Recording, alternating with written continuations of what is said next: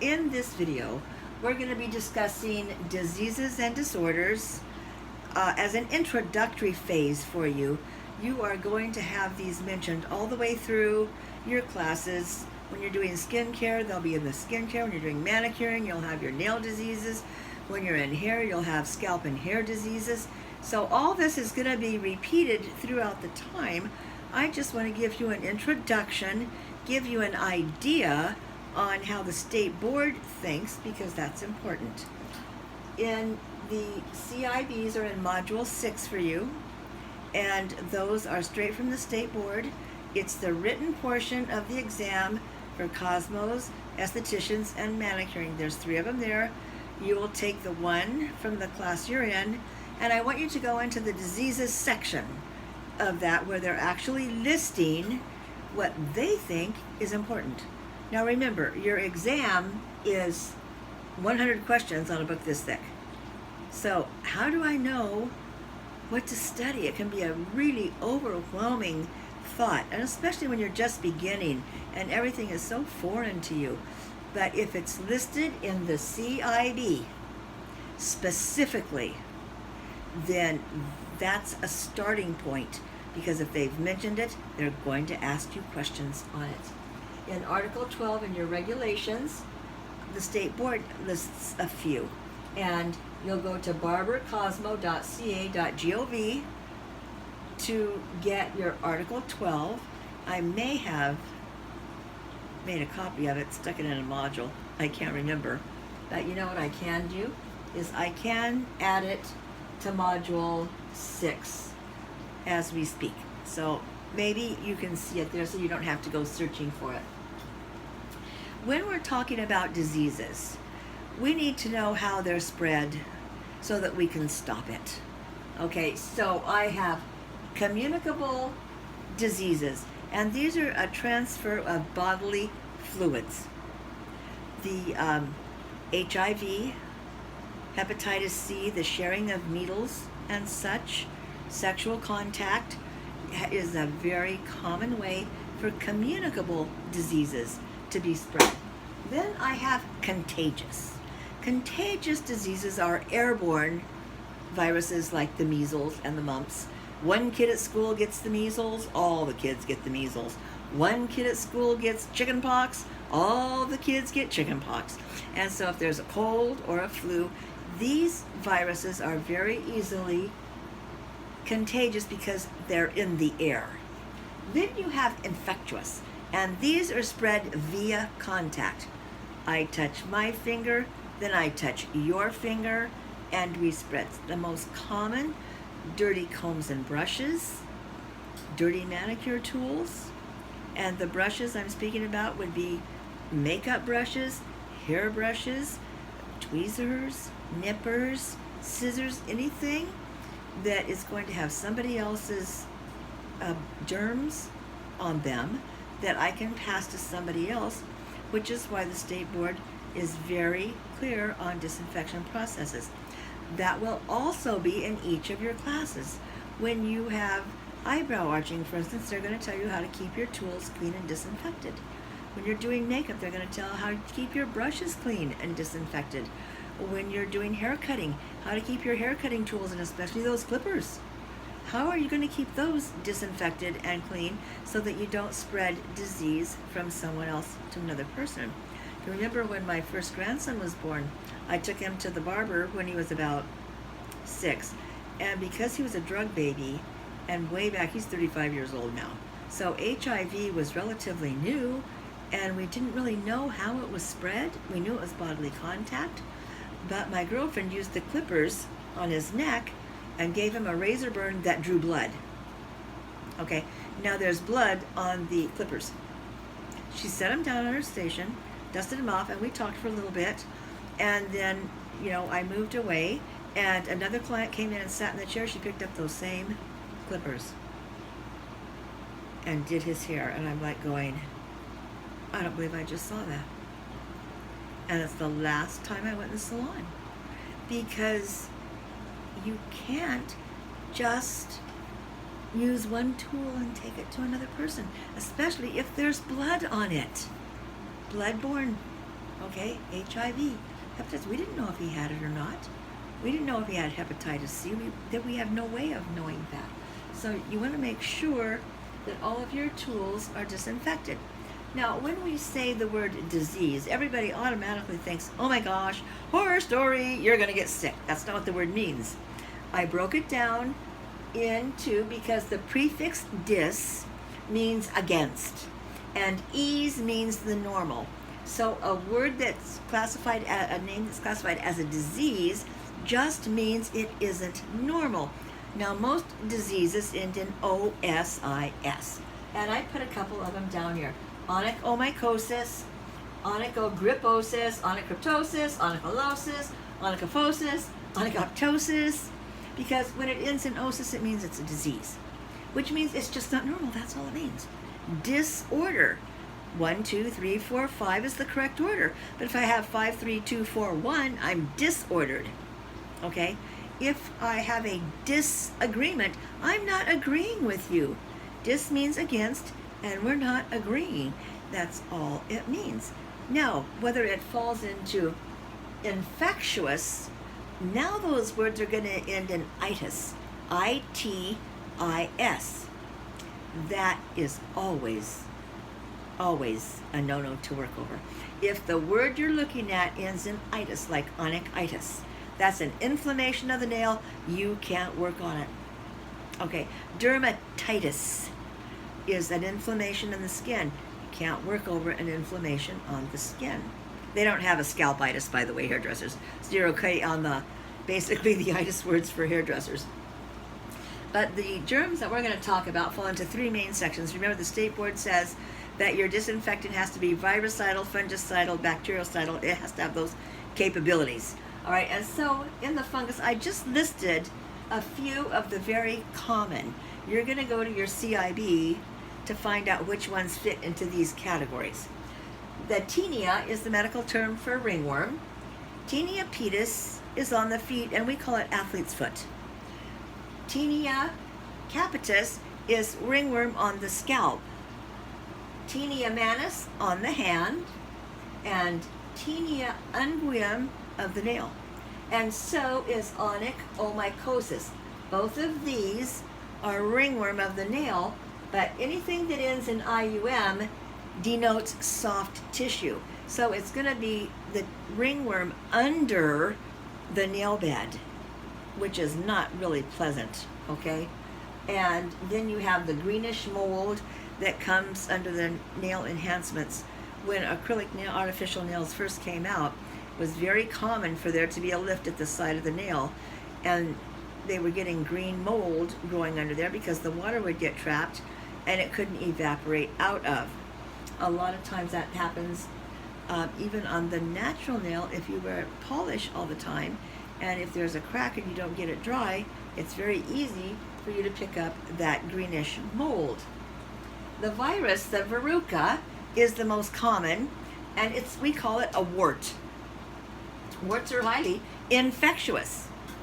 Nobody's wart is going to hop off of them and onto you and into the air to become contagious or communicable.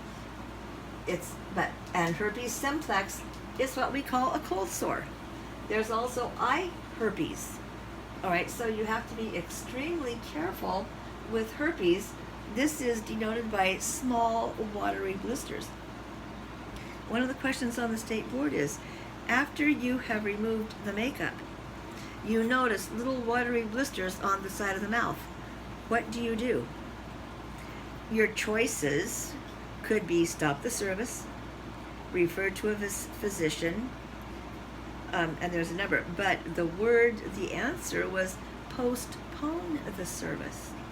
And one of my foreign students came back to me and she goes, Miss I. James, what does the word postpone mean? Oh, I said, it means put off until later. If you're inviting me over for dinner tonight, and then your husband comes home from work and says, I made arrangements for us to do something and he hadn't told you, then you call me and say, I'm sorry, Miss I. James, but can we change your dinner to another date? We've postponed our agreement. And she goes, oh. I said, what was the question? And then told me about the little watery blisters on the mouth. I would have chosen refer to a physician or stop the service, but the actual answer for the state postponed the service, because it doesn't mean you can't give it, because it can clear up. I can work as long as because this is in your blood. Herpes is in the blood. It's your chicken pox, varicella. This little guy right here. Varicella is responsible for chicken pox. It's also the herpes virus, okay? So it can come and go. It's also shingles, okay? Shingles is a very infectious by contact, once again, where chicken pox is airborne. So just because it's a herpes varicella virus, herpes simplex, cold sores, they're not going to jump off of that client's skin and onto you. You physically have to make contact. Then I have the bacteriums, which are the most common for us. We have tuberculosis, and that is definitely an airborne bacterium. It's in a little category all of itself, because it's a bacilli, which is a normal for bacterium, but it's highly infectious, okay? I mean contagious, because it's airborne. Okay, it could be infectious because if I eat a bite and you eat a bite, then we've transferred, our saliva, and so I could pick it up that way. But the most common way for tuberculosis to be transmitted is airborne. Then there's impetigo. This is such a common childhood disease. It's just it's a bacteria, and it's a scabby, pussy type thing. It's very infectious, okay? Passed from person to person. Not contagious, it's not airborne, and it's not communicable. Then I have P. acne, which is the Propionibacterium. It's a pus-forming strain of the bacilli, and he's, once again, infectious. Okay, if I take, and I'm using this, and then I take these dirty two fingers over to here and do this, then I've taken the bacteria from here over to here, and where I may not have had a zit here, I might end up with one because of the transfer.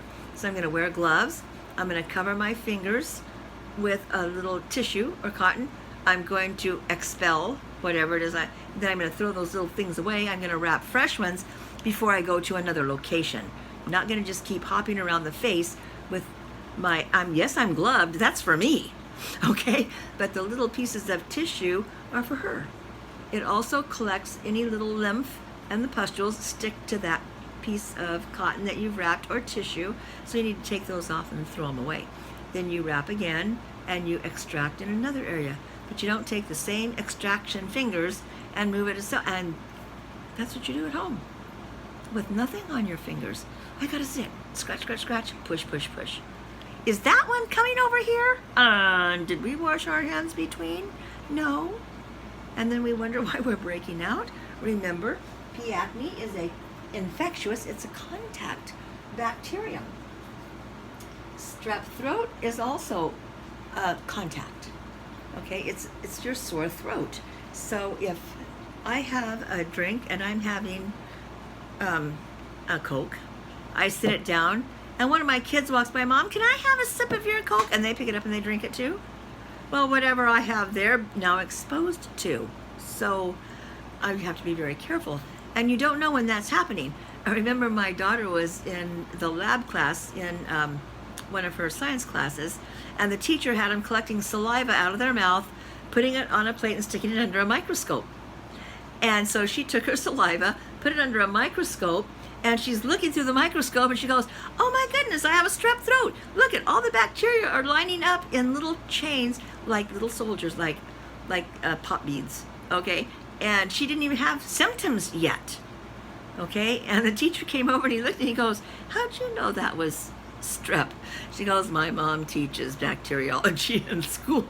And he goes, well, that is strep. So he said, so that's good. So, washing your mouth with hydrogen peroxide in your mouthwash kills it. Then you have the carbuncles and the furuncles. These are boils and multiple boils, okay? And the carbuncle and furuncle is caused by the staphylococci bacterium. You had this or are having this and Cosmo 10A.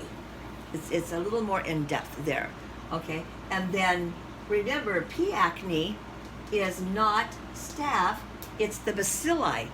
P. acne is a pus-forming strain of the bacilli bacterium. He has the ability to spore, which means to lie dormant in unfavorable conditions.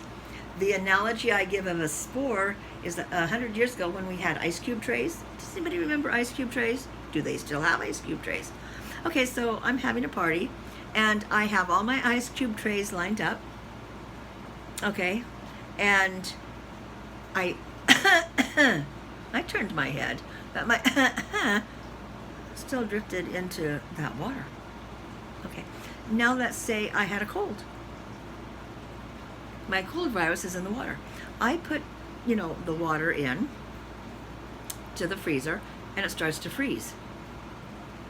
And that bacteria lies dormant. He hasn't necessarily spored, but he lies dormant. Party time comes, we take the ice cubes, put them in the cups. As the ice melts, the water goes into the drink, and then it's consumed. So maybe 2 or 3 days after a party, God, where did I get this cold? I haven't been around anybody who has a cold. Okay, this is why sanitation in your own home is extremely important. You can spread germs within your family very, very easily. MRSA, staph, okay, there's a lot of things that you need to be careful of. Now, what I did down here is I put the 4 main nail diseases together because they all look alike. And the state board loves to do things like this. They had a question on my exam of calvites and conices. Okay, calvites is baldness. Not alopecia, which you have spots of baldness, but calvites is complete baldness. Conices is gray hair. And I don't remember what the other 2 were, but those 2 words are very easily confused. And my question was, you can give a permanent wave over all of these conditions except. And I started laughing. I go, oh my gosh, somebody here has a sense of humor. If you don't have any hair, I obviously can't give you a permanent wave. So don't look to the state board to be all, you might see some very humorous questions up there. Onych, O-N-Y-C-H, the prefix, just means nail, okay? Remember that osis at the end of the word means a disease, which means whatever is on this nail that we're talking about isn't normal. They all begin and end. Onychosis, onychosis, onychosis, onychosis, onychosis. So that's just going to drive you nuts. But if you look at the inside of the word, onychomycosis, oh my, ringworm of the nail. If you have only one question, hairdressers, this is it. Obviously, the manicurists are going to have the nail diseases on their exam a lot more. But if the hairdressers, you only have one because it's ringworm, it comes under the bacteria section, it's a nail disease, and you can't work over it. And so how do you know? So let's say you're getting ready to give me a pedicure. And you've had my feet soaking in the soapy water. Okay, then you take them out and put them in the clear water. I put my little paw up on your thing, and you start taking the nail polish off of my nail. Okay, and when you're taking the polish off, you notice that there's a greenish brownish cast underneath my nail. You also notice that it's splitting and peeling because your polish got stuck in it. We've all had our nails split and peel. When you take the polish off, the polish remover with the pigment from it kind of runs into those cracks. So now I know it's peely, flaky peely, and it's discolored. And you go, I wonder if that's what she was talking about. Let me look at it. And as you get close enough to see, it will smell so bad. You know how your stomach kind of rolls up and you say, I want to throw up? Okay? That's the feeling you're going to get, and you're going to say, oh my God, I can't work on this. And as soon as you utter the words, oh my, you're looking at ringworm. Stop the service.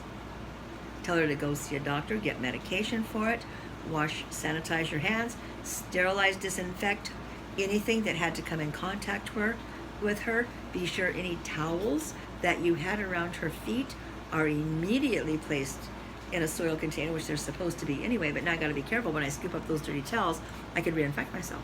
So you have to be very careful. When you see the word, grip, G-R-Y-P is a grip. Okay, so for me to grip this pen, I have to curve my fingers. So onyx griposus is a nail that curves over like this, kind of like a bird beak. I can work over that. Why is it in the disease column? If I'm told that anything that ends with osis is a disease and I can't work over it, how did that happen?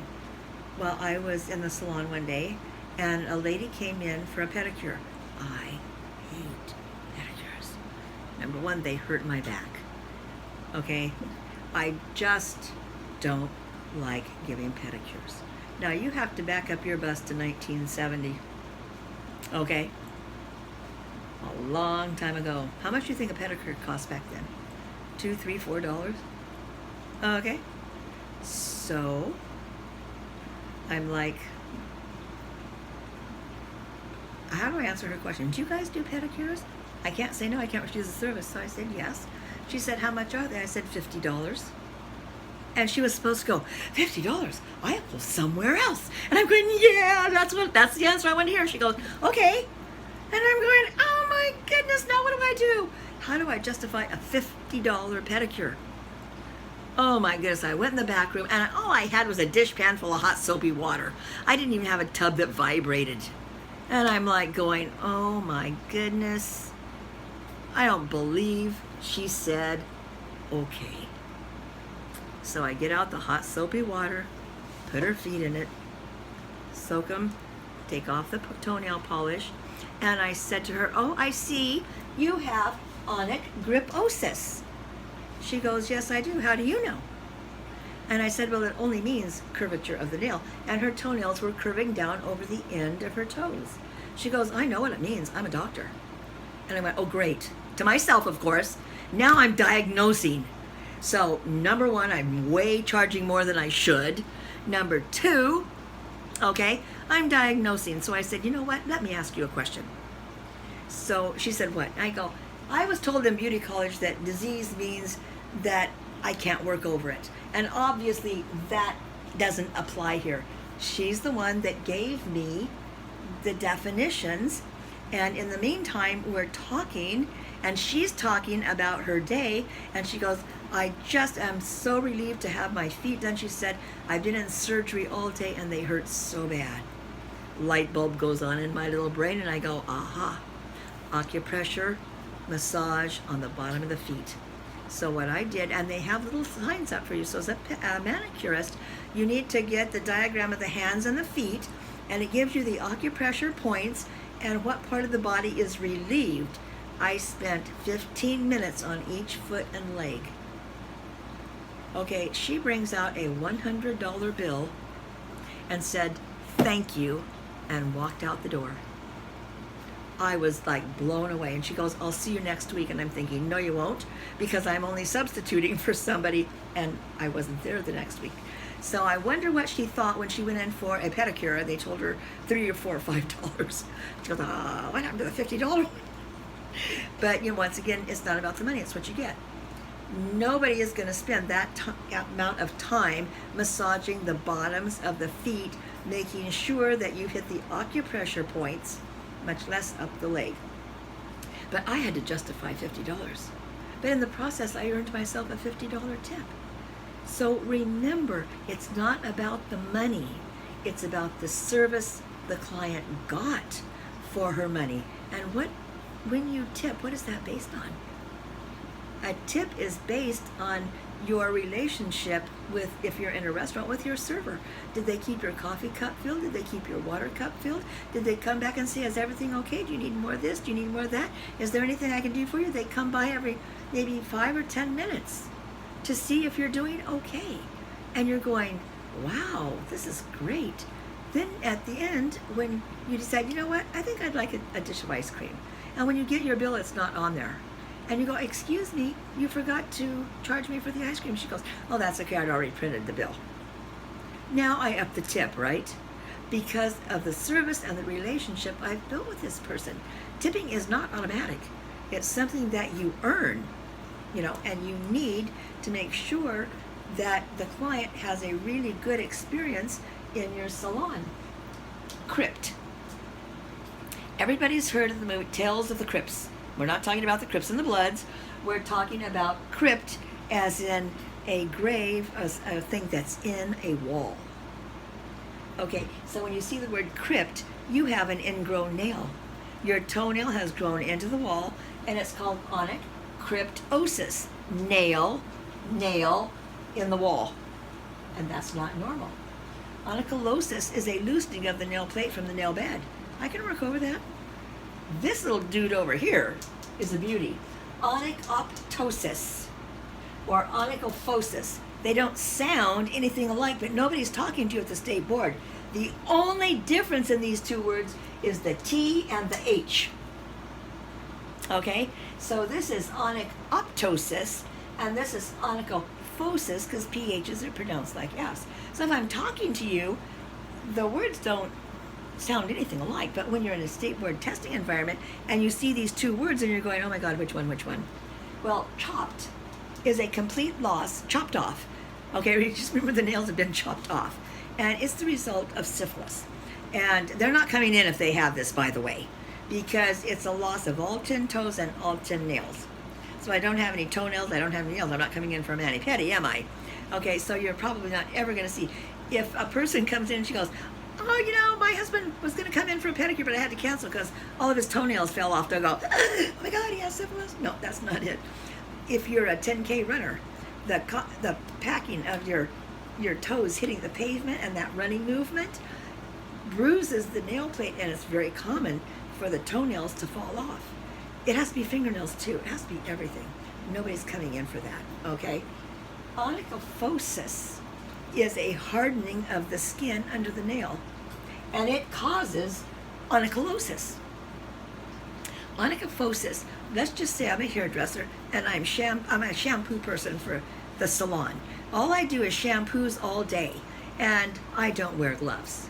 So at the end of maybe a month, I notice that the skin around my nail, my cuticle, and the skin under my nail has become hardened and flaky.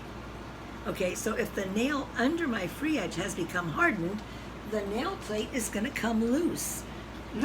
Onycholosis. The only one with the L in it. Onycholosis, loosening of the nail. Can I work over these two?